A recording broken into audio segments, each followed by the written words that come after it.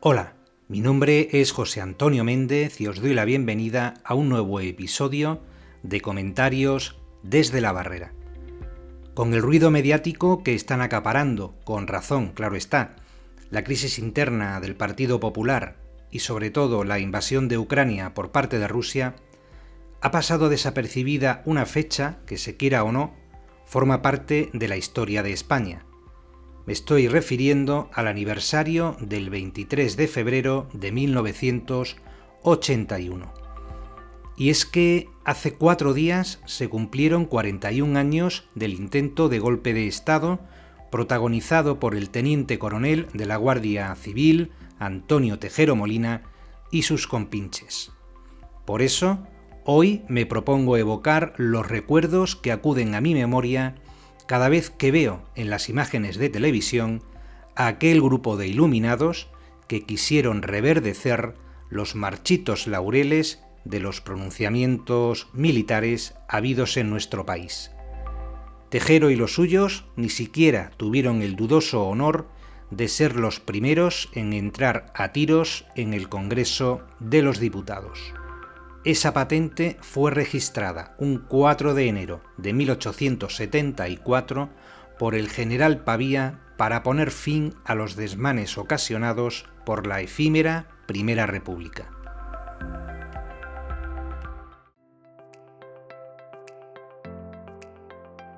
El 23 de febrero de 1981, quien os habla estaba a punto de cumplir 7 años. Y vivía en Paimogo, un pueblecito de la provincia de Huelva, justo frente al cuartel de la Guardia Civil, en una época en la que me pasaba los días correteando por las calles en compañía de amigos inolvidables. Aquel día, la mujer del comandante de puesto no tuvo que andar mucho trecho para avisar a mi madre con el encargo de que le comunicara a mi padre, guardia civil con 3 retoños, que se pusiera el uniforme a toda prisa y se presentara ante su marido, teniente a la sazón, más pronto que tarde. Entonces no supe entender por qué motivos mi progenitor tuvo que permanecer movilizado durante varios días ante lo que pudieran disponer desde la comandancia de la Guardia Civil de Huelva. Como es lógico, yo desconocía lo que estaba sucediendo en Madrid, aunque mi padre y el resto de sus compañeros tampoco contaban con los elementos de juicio suficientes como para hacerse cargo de la situación. En estos casos no era menester facilitar información, sino simplemente el de hacer un ejercicio supremo de disciplina y ponerse a las órdenes de la superioridad. Aquel día, aquel 23 de febrero de 1981, se celebraba en el Congreso de los Diputados la segunda votación de investidura para elegir presidente del Gobierno a don Leopoldo Calvo Sotelo, tras no haber obtenido el candidato la mayoría absoluta requerida en la primera sesión celebrada 48 horas antes. Pero todo traía causa de la dimisión del presidente Adolfo Suárez el 29 de enero anterior. Buenas noches, señoras y señores. Hay momentos en la vida de todo hombre en los que se asume un especial sentido de la responsabilidad. Yo creo haberla asumido dignamente durante los casi 5 años en que he sido presidente del Gobierno. Sin embargo, la responsabilidad que siento hoy me parece infinitamente mayor. Hoy tengo la responsabilidad de explicarles, desde la confianza y la legitimidad con la que me invistieron como presidente constitucional, las razones por las cuales presento irrevocablemente mi dimisión como presidente del Gobierno y mi decisión de dejar la presidencia de la Unión de Centro Democrático.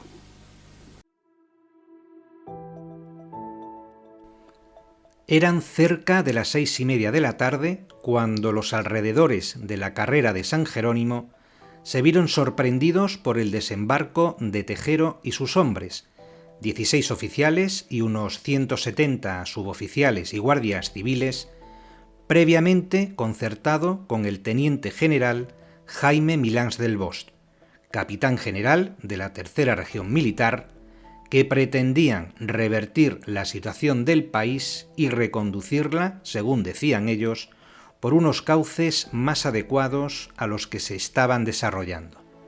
Al ver semejante despliegue, supongo que las esculturas de bronce de los leones que flanquean el pórtico principal de la fachada del Congreso perderían su pétrea compostura y se echarían las pezuñas a la cabeza, lamentándose por la fortuna de unos españoles que una vez más y a la mínima oportunidad estaban dispuestos a prescindir del diálogo y de la palabra para defender sus diferencias a base de mamporros y de tiros. Dentro del hemiciclo, el diputado que hacía el llamamiento al voto interrumpió su alocución ante el alboroto que se estaba produciendo en el salón de plenos. A partir de ahí hicieron su aparición los miembros del benemérito cuerpo, con su armamento reglamentario en ristre, encabezados por aquel que destacaba por su mostacho, su tricornio, sus 2 estrellas de 8 puntas en las bocamangas y su aire de bravuconería. Don Manuel Núñez en Cabo. Sí, algo. En estos momentos hay un disparo. Se ha oído un golpe muy fuerte en la cámara. No sabemos lo que es porque se ve la policía, la Guardia Civil entra en estos momentos en el Congreso de los Diputados. Hay un teniente coronel que con una pistola sube hacia la tribuna. En estos momentos apunta. Es un guardia civil, está apuntando con la pistola, entran más policías, está apuntando al presidente del Congreso de los Diputados con la pistola y vemos cómo, cuidado, la policía.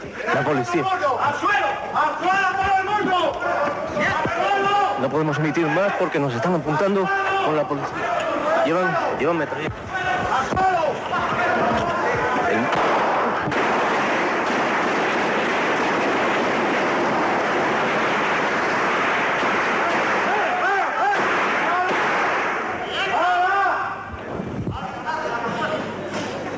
Cuidado, no intentes tocar la cámara que te mato, ¿eh? Buenas tardes. No va a ocurrir nada, pero vamos a esperar un momento a que venga la autoridad militar competente para disponer lo que tenga que ser y lo que él mismo diga a todos nosotros. O sea, estén tranquilos. No sé si esto será cuestión de un cuarto de hora, 20 minutos, media hora. Me imagino que no más tiempo. Y la autoridad que hay competente, militar por supuesto, será la que determine qué es lo que va a ocurrir.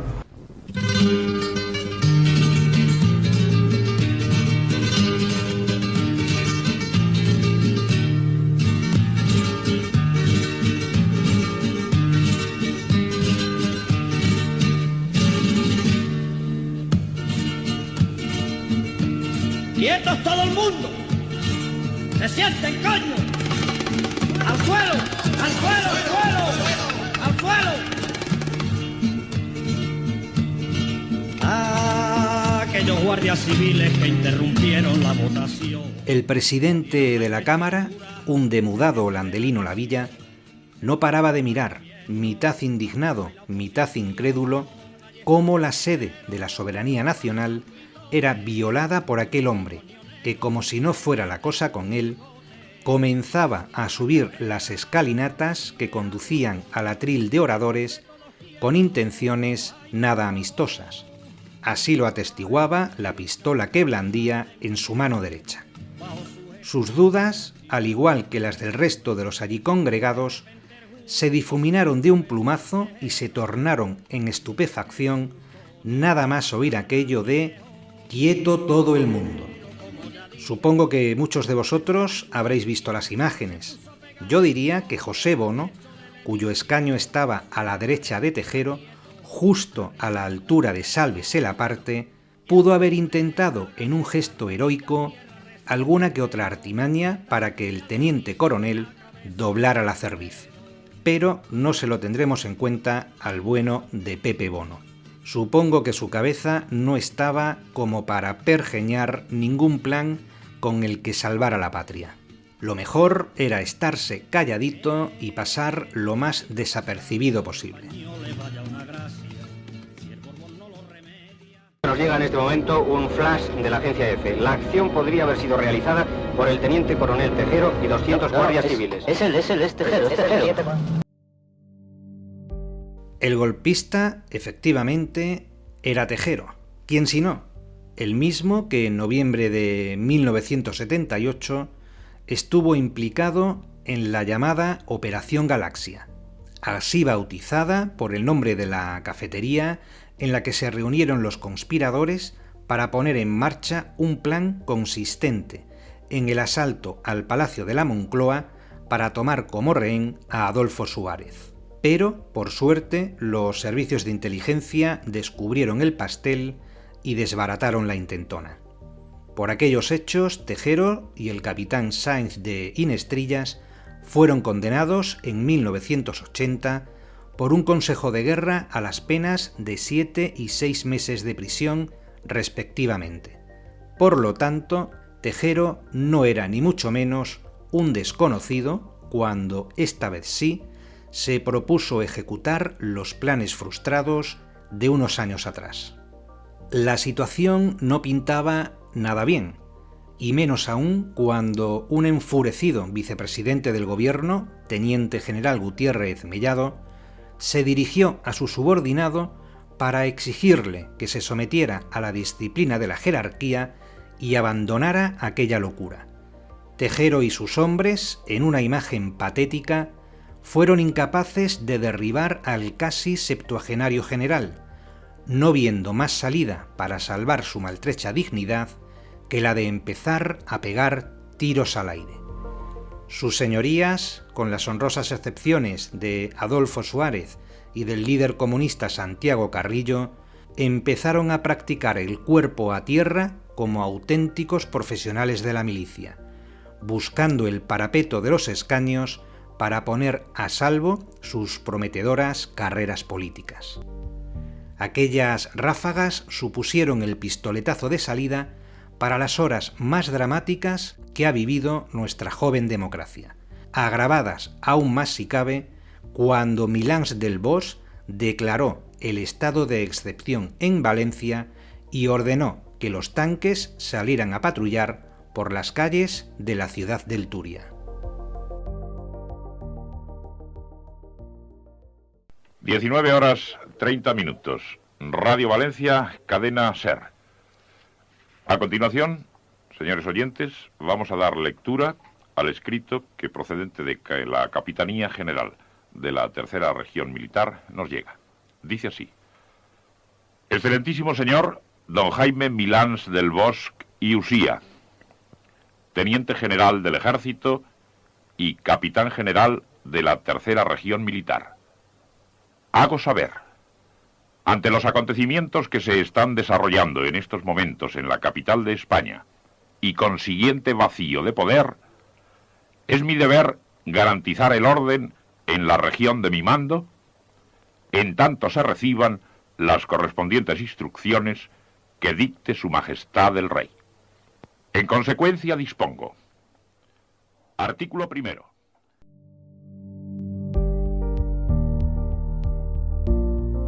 Parecía que estaba todo perdido, con la sede de la soberanía nacional secuestrada y los militares dueños de la situación, y que el sufrido pueblo español regresaría otra vez a la oscuridad de las cavernas de las que acababa de salir. Todos conocemos el feliz desenlace de aquella intentona desesperada y, por fortuna, peor organizada.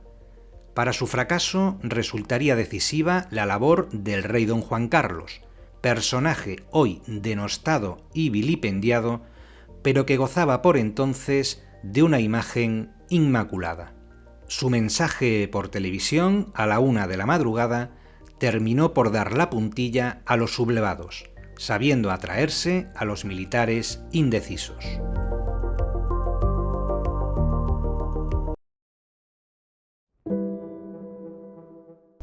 Al dirigirme a todos los españoles, con brevedad y concisión, en las circunstancias extraordinarias que en estos momentos estamos viviendo, pido a todos la mayor serenidad y confianza y les hago saber que he cursado los capitanes generales de las regiones militares, zonas marítimas y regiones aéreas la orden siguiente. Ante la situación creada por los sucesos desarrollados en el Palacio del Congreso y para evitar cualquier posible confusión, confirmo que he ordenado a las autoridades civiles y a la Junta de Jefes de Estado Mayor que tomen todas las medidas necesarias para mantener el orden constitucional dentro de la legalidad vigente. Cualquier medida de carácter militar que en su caso hubiera de tomarse deberá contar con la aprobación de la Junta de Jefes de Estado Mayor. La corona, símbolo de la permanencia y unidad de la patria, no puede tolerar en forma alguna acciones o actitudes de personas que pretendan interrumpir por la fuerza el proceso democrático que la Constitución votada por el pueblo español determinó en su día a través de referéndum.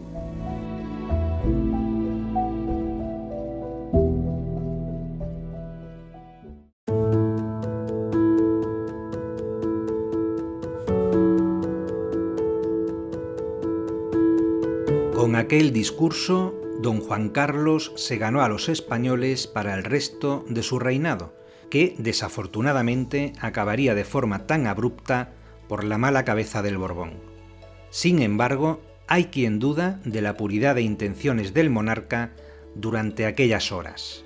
Algunos autores, como el historiador Jesús Palacios, sostienen en su libro 23F, El rey y su secreto, que don Juan Carlos estaba implicado en el ajo, que era conocedor de los entresijos del golpe, pero que cuando comprobó que aquello se convertía en una opereta, dio marcha atrás y se puso del lado del orden constitucional.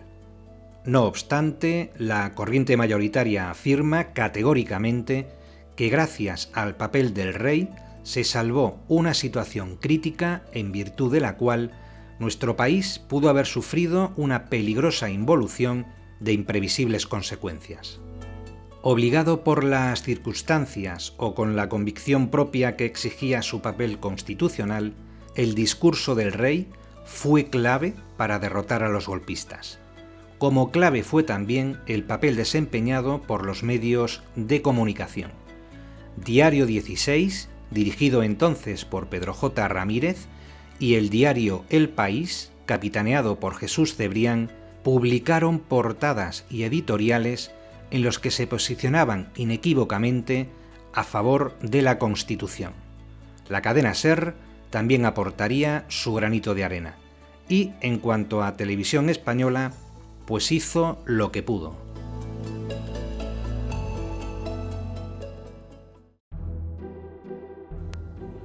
Buenas noches. En el contexto de los hechos ocurridos esta tarde en el Congreso de los Diputados, Televisión Española quiere informar que al filo de las 8 menos cuarto de la tarde, fuerzas militares con material blindado y a las órdenes de un capitán ocupaban las instalaciones de Radio Televisión Española. Se dirigían en primer lugar a las instalaciones de televisión, a cuyo director daban orden de que la emisión continuara con toda normalidad. Inmediatamente pasaban a la Casa de la Radio, en la que se halla el despacho del director general del ente público Radio Televisión Española. El director general recibía la orden de emitir música militar por Radio Nacional de España y de continuar en Televisión Española con la programación ordinaria, excepto informativos. A las 9:10, dichas fuerzas militares abandonaban el recinto de RTV. En el transcurso de la hora y media que duró la ocupación, el oficial que mandaba las fuerzas militares mantuvo varias conversaciones telefónicas con mandos militares. El personal de Radio Televisión Española se mantuvo en sus puestos con absoluta calma y sin que se produjera el más mínimo incidente. En estos instantes, miembros del Grupo Especial de Operaciones GEO se dirige a Prado del Rey para proceder a la protección de las instalaciones de Radio Televisión Española. En relación con este grave suceso, el grave incidente ocurrido hoy, en principio en el Palacio del Congreso, los secretarios de Estado y los subsecretarios se encuentran reunidos en sesión permanente por indicación de Su Majestad el Rey, según informa el Ministerio del Interior.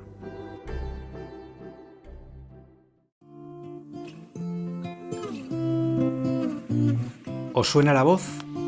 Pues es ni más ni menos que un jovencísimo Iñaki Gabilondo, nombrado director de los servicios informativos de la tele pública tan solo unos meses antes de aquel embolado. Nadie mejor que él para salir al ruedo y dar las explicaciones oportunas.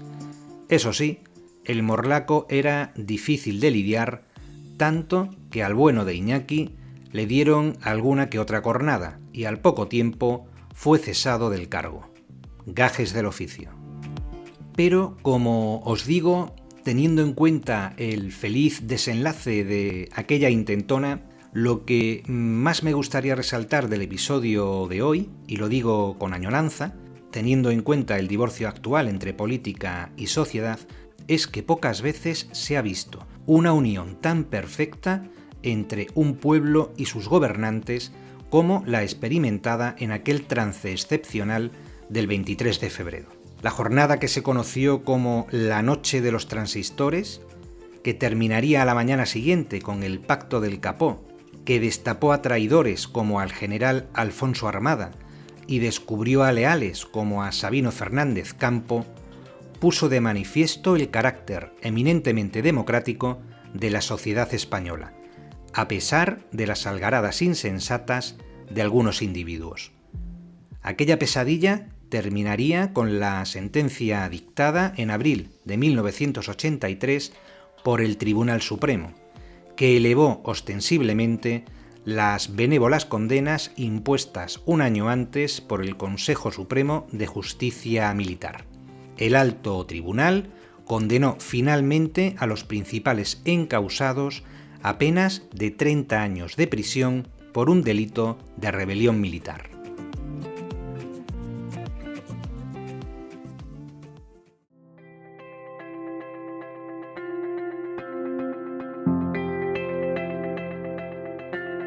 ¿Y qué fue de los golpistas?, os preguntaréis. Milans del Bosch pasó en prisión algo más de 9 años. Fue puesto en libertad en julio de 1991, muriendo de un tumor cerebral en 1997. Nunca se mostró arrepentido por su participación en el golpe. Por su parte, Alfonso Armada, tras 4 peticiones previas con resultado infructuoso, fue indultado en diciembre de 1988 por el gobierno socialista de Felipe González. Murió en diciembre de 2013. Y en cuanto a Antonio Tejero, icono de todo este esperpento, le fue concedida la libertad condicional en diciembre de 1996 tras pasar 15 años entre rejas. A sus casi 90 años sigue gozando, que se sepa, de buena salud.